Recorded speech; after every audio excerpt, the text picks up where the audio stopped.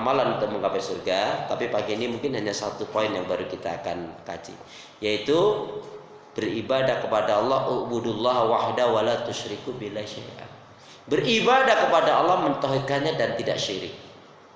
Jamaah sekalian yang dirahmati oleh Allah Subhanahu wa taala, yang cinta pada kebaikan dan kebenaran, yang selalu mengharapkan keridhaan Allah. Inilah inti dakwah para nabi dan rasul. Allah jelaskan, tegaskan di dalam surat ke-16 ayat yang ke-36, A'udzubillahi minasyaitonir rajim. Walaqad ba'atsna fi kulli ummati rasulah an ibudullaha wajtanibut taghut.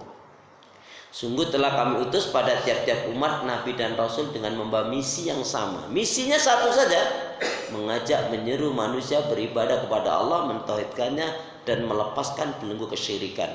Di sini ayatnya taghut. Taghut itu adalah iblis laknatullah.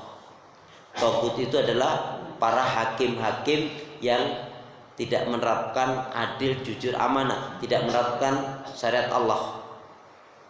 Artinya taghut berarti ancaman nerakanya berat. Kemudian dukun-dukun para tidak normal, itu termasuk taghut. Taghut itu termasuk adalah orang yang senang dipuji-puji, disanjung-sanjung, dikultus-kultuskan. Bodohnya orang mengkultuskan orang, padahal orang yang dikultuskan itu sama sekali tidak ada jaminan masuk surga. Apalagi merasa berani ya marahin malaikat. Oh, itu nanti dipantungin malaikat orang itu seperti itu. Orang seperti itu naudzubillah tidak punya adab. Bisa menghentikan ya, mendinginkan neraka. Apa orang seperti ini? Tidak ada benar itu. Nabi aja Isra Mi'raj cuma sekali. Ini muji-muji sampai sehari 70 kali. Apa ini? Ajaran-ajaran khurafat seperti ini harus kita tinggalkan ya. Baik. Jadi beribadah kepada Allah, mentauhidkannya dan tidak syirik. Mohon maaf Bapak Ibu, kesirikan itu banyak terjadi. Syirik itu apa sih? Mensekutukan Allah. Syirik itu bisa terjadi dalam hal al-mahabbah, kecintaan yang berlebihan kepada selain Allah. Ya. Cinta suami, cinta istri, cinta anak, orang tua boleh-boleh saja.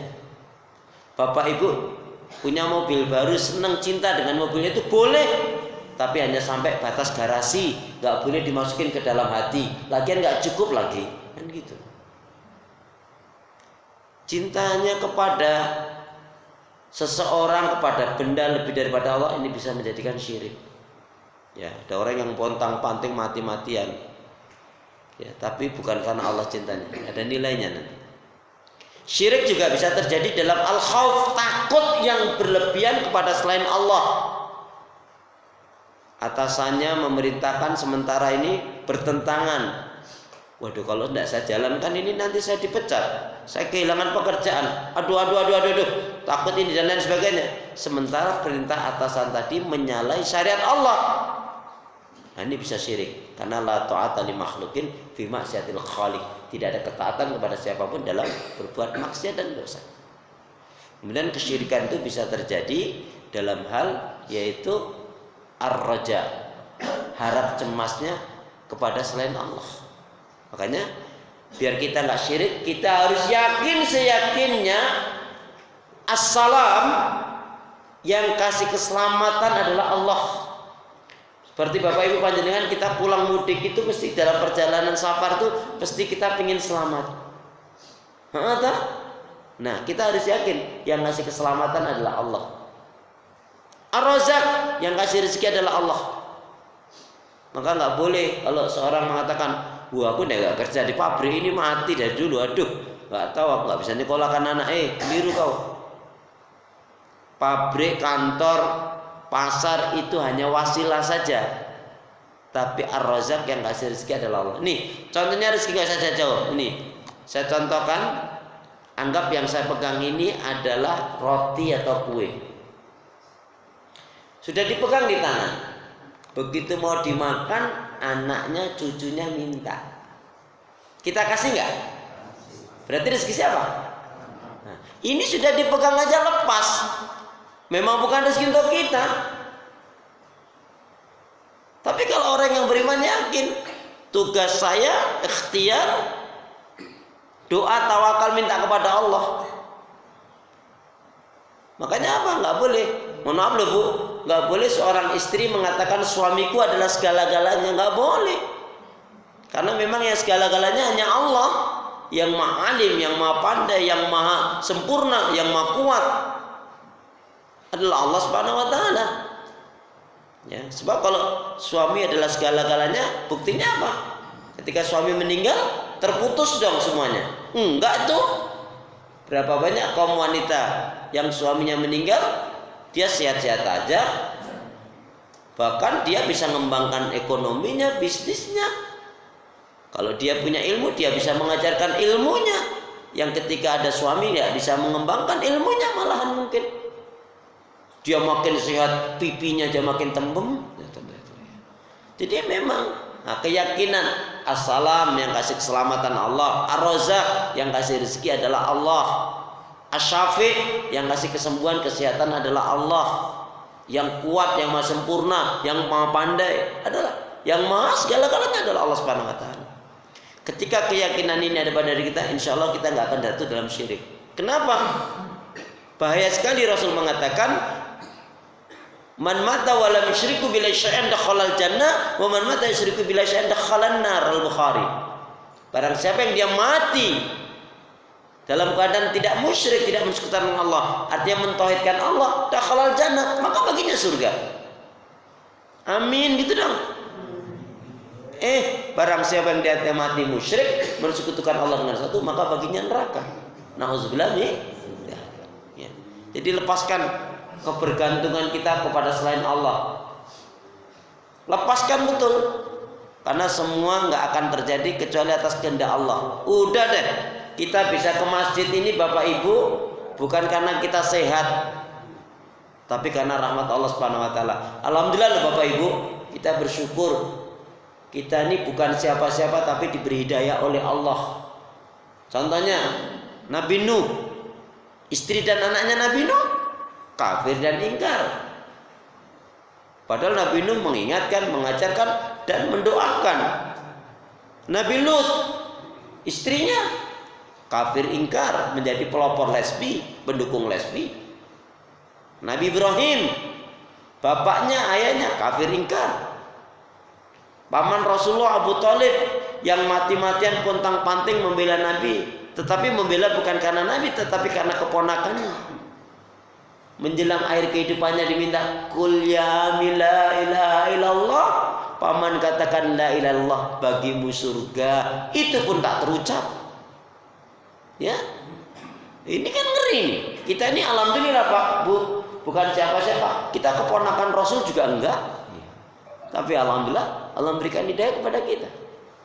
Kan tragis sekali Nabi Nuh tuh, sedih nangis tuh, istri dan anaknya kafirkan. Nabi Lut juga begitu.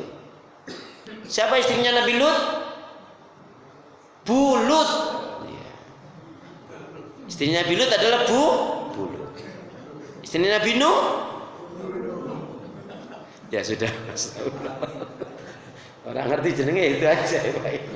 Astagfirullahaladzim. Baik. Jadi jamaah sekalian, lepaskan segala belenggu kesyirikan, kebergantungan kepada manusia. Jangan. Ya.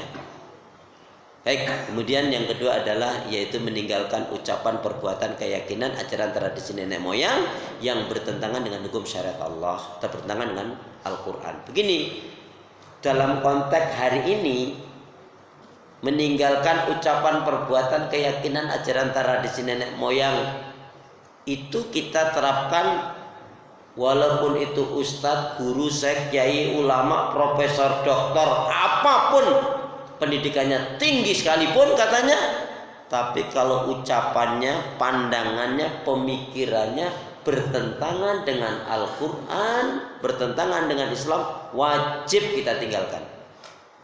Contoh, ada yang mengatakan katanya ahli tafsir, tapi mengatakan jilbab tidak wajib. Tuh anak saya juga nggak pakai jilbab katanya begitu. Ini rusak ini pemahaman seperti ini. Ya, karena yang menyatakan wajib jilbab adalah Allah Subhanahu wa taala. Kemudian lagi contohnya hukum waris. Dulu kan malah ada menteri agama, ya. Hukum itu kalau di Solo itu karena yang banyak bekerja itu kaum wanita. Jadi kalau hukum waris 1-2 laki 2 perempuan 1 itu tidak adil itu. Sebaiknya disamakan saja. Ini merusak ini. Kita kan orang timur, sudahlah bagi rata aja. Ya, ini dia menentang Allah. Ya. Ini pemikiran pemahaman. Apalagi mengatakan semua agama sama. Kemarin kita dengar melalui informasi, tidak tahu, mudah-mudahan nggak sampai terjadi, tapi pemikiran itu sudah dilontarkan. Ya, tahun ini Kementerian Agama akan mengadakan Natal bersama. Ini kan ngajak murtad bersama ini. Itu kalau saya ketemu sama Menteri Agama seperti itu, kan seolah-olah menganggap semua agama sama. Pak, keluar aja kamu dari Islam. Yakin? Nggak mau dia. Ya. Dulu Buya Hamka dengan jelas tegas berfatwa dari firman Allah Al-Kafirun itu lakum dinukum waliyadin. Jadi sejenak saja ini jelas bertentangan. Nah, pemikiran-pemikiran seperti ini jamaah sekalian harus kita lepaskan. Itu ya maksudnya dalam Al-Quran itu seperti Allah nyatakan dalam Al-Baqarah 170. A'udzubillahi minasyaitonirrajim wa idza qila lahum ittabi'u ma anzalallah qalu bal nattabi'u ma alfaina 'alaihi aba'ana awalau kana aba'uhum la yaqiluna syai'aw wa la yahtadun. Dan apabila dikatakan kepada mereka ikutilah apa yang diturunkan Allah kepada mereka, mereka menjawab enggak. Kami hanya akan mengikuti apa-apa yang kami dapati dari nenek moyang kami.